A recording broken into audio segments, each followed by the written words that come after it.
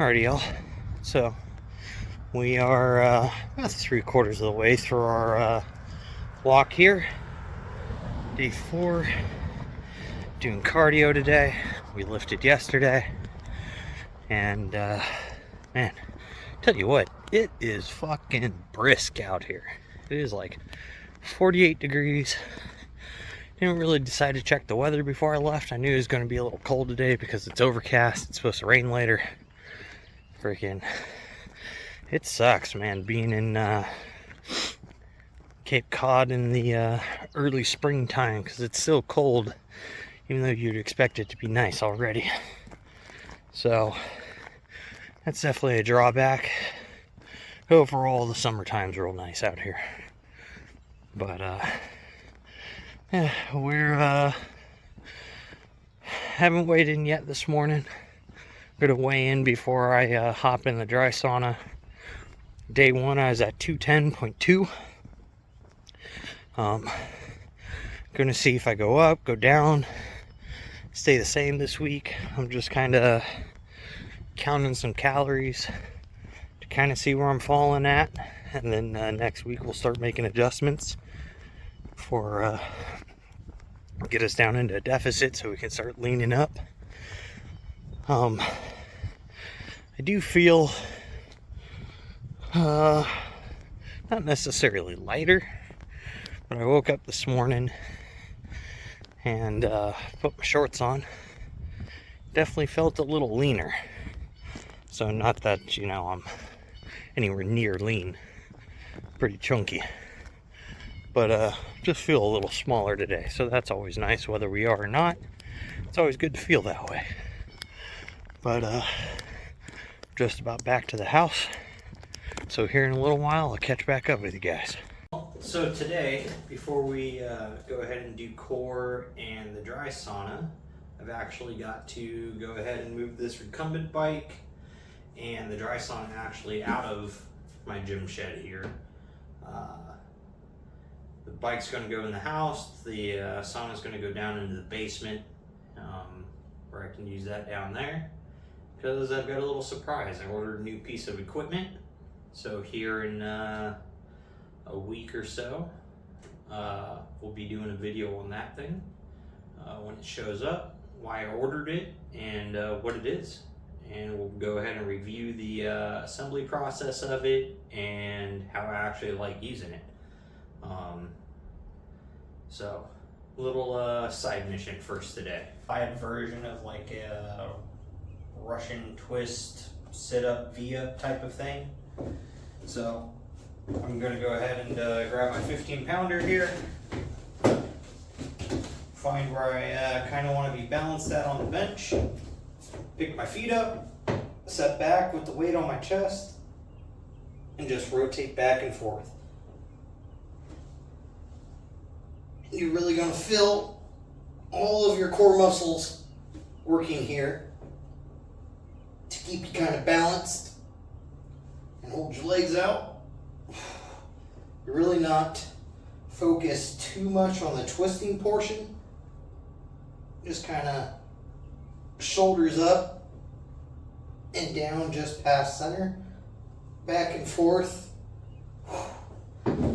till you can really feel the abs just light up on fire. This is kind of more calisthenics stability based than it is anything else.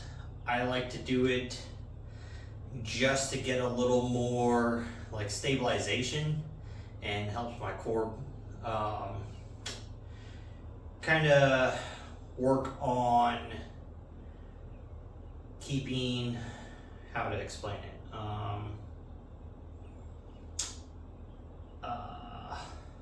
like balance. So that way when, say, like I squat or deadlift, things like that, I've noticed when I throw in weird little core things like this, that it's a lot easier for me to keep my chest up and create a lot more abdominal pressure, letting me be a little more stable when back squatting, especially like high bar back squats. Is that going to work for everybody? I don't know. I think more this is like a central nervous command thing over anything to do with any sort of muscle. Because you're not really going to get a big pump from it. You're not going to really like strain the muscles. You're going to fatigue them, like you're going to feel them working, but you're definitely not going to build abs from this. But I'm going to go ahead and knock out 2 more sets of that. Awesome core exercise. You can really blast off the abs on this and really get some weight going into them. And it's not super strenuous on the spine because you're like unloading the spine than loading it. So it is also a lot more comfortable for people who say have back pain doing sit-ups and crunches and things like that. I definitely recommend doing these because I definitely have some lower back pain when I do traditional sit-ups, unless it's on like a decline bench.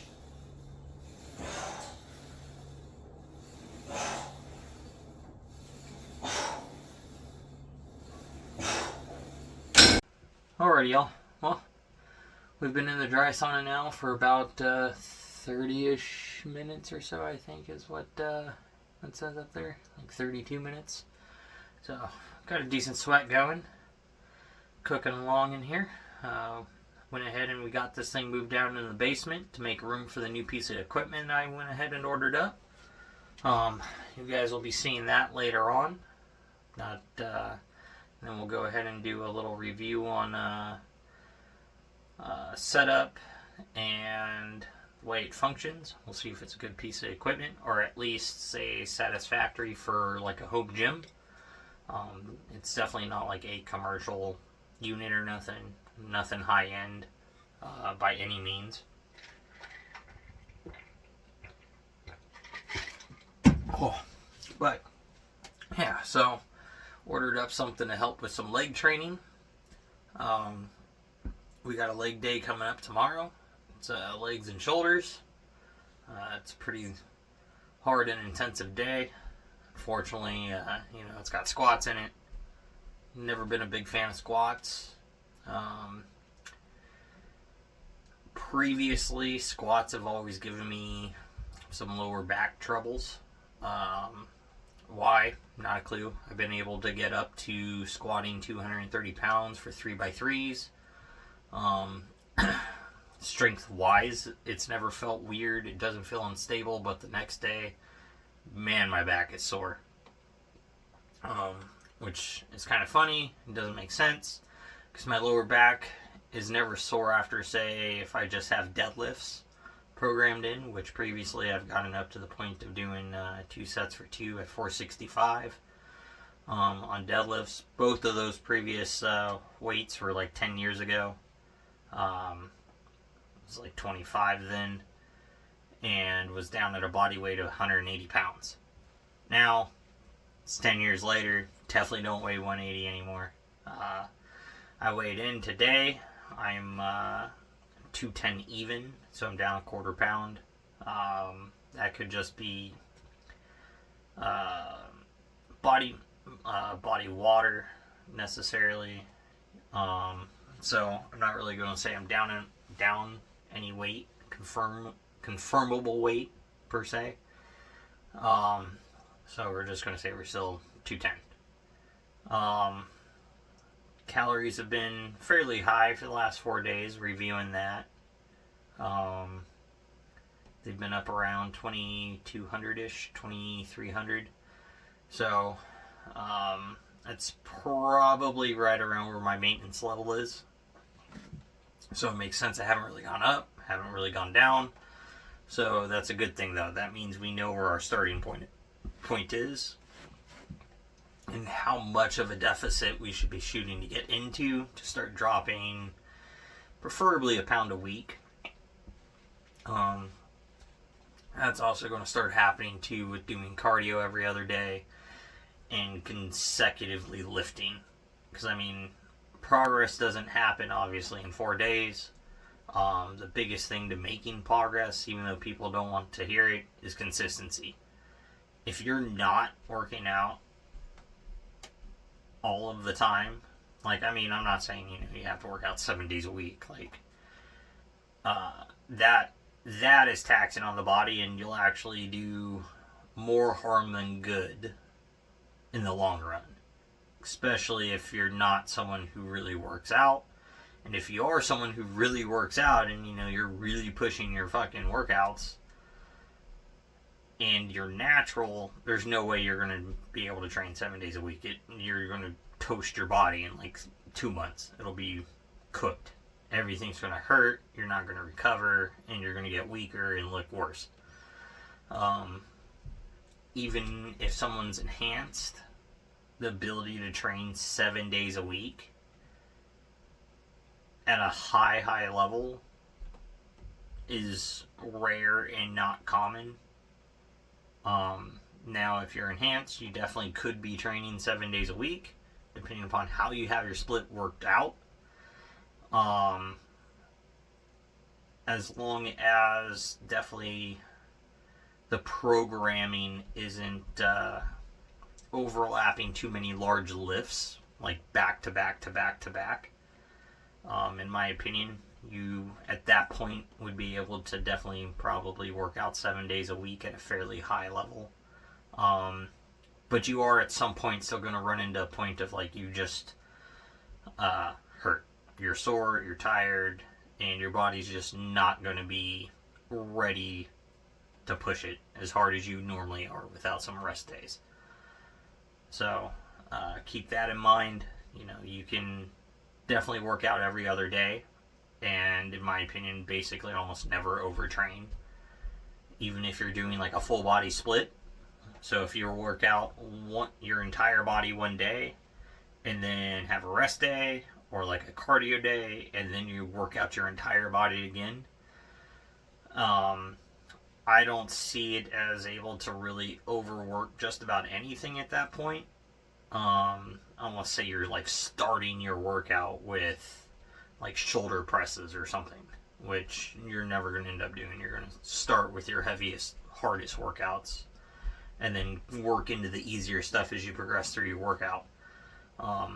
One for fatigue, but two for the ability of effort that you can put into it. So by the time you get to like say curls and tricep extensions, they're going to be at like the end of the workout. You're going to be able to put some work into them, but they're going to suffer from it because they're at the end of the workout, and you're not going to be able to push them as hard as you could if say you had an arm day, or if you're just doing say chest and tris, back and bis, and then legs and shoulders, or legs and then a shoulder day or something like that.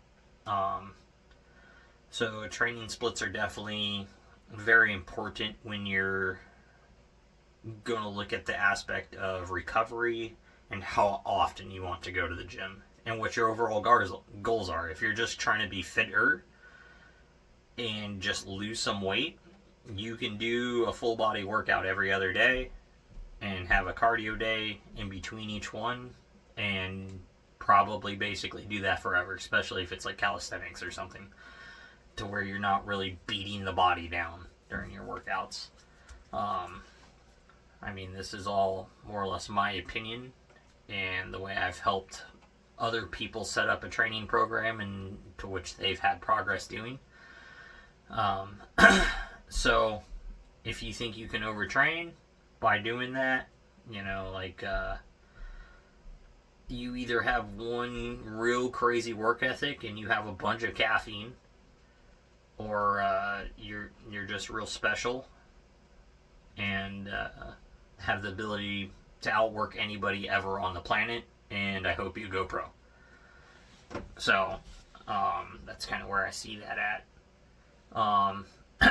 But for us starting out, we're just going to do chest and tris, back and bis, legs or shoulders, and then every other day is going to be cardio. That gives us recovery time. We're going to hit it every 6 days, like I said. And right now our current focus is to get leaner. I'm not specifically looking to put on a bunch of strength. I'm actually fairly strong at the moment. I'm actually looking to dial back the weight on my heavy lifts, my big compound lifts. That way I could start adding in a little more volume and start focusing more towards mass and getting lean. Putting on mass, while you're cutting isn't really going to, that's not really a plausible thing in most instances, because in order to put on mass, you have to be in a calorie surplus. Unless your diet is just super bad and you're really thick, and you then are increasing the amount of protein you're having to what you should be consuming to put on mass while still being in a calorie deficit, which I mean is possible if you know you're 260 plus pounds and shorter than say 6 feet as a man, and say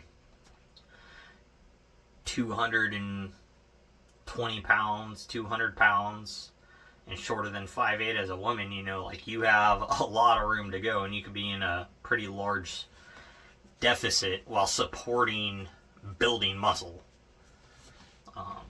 So those are things that are also very, very possible. But yeah, so that's more or less what I want to leave you guys to think about today is, where are you sitting at? How many calories are you having? And what type of programming do you think you should be thinking about to reach your goals? I want you all to start, commenting what you want to do. How do you think you should progress? And if you need any help or something, shoot me a comment, put it down there, what your goals are. And I might have a little bit of advice. I'm not a professional or anything yet. But, I've helped other people, and I've been in and out of the gym enough to understand definitely the basics, but definitely beyond the basics. Like, we put it into like entry level, advanced, and elite lifters and fitness competitors is where I'd put my knowledge base at. Definitely not pro, but we're working towards that. So with that, if you guys stuck around throughout this video today, I appreciate it a lot. Totally would love for the like, the subscribe, a share maybe if someone else who needs to hear that they need to get off their ass and go do something today, because everyone should. We shouldn't be sitting around just being lazy slugs. Our country definitely has a problem with that. Alright, go out there and get it done.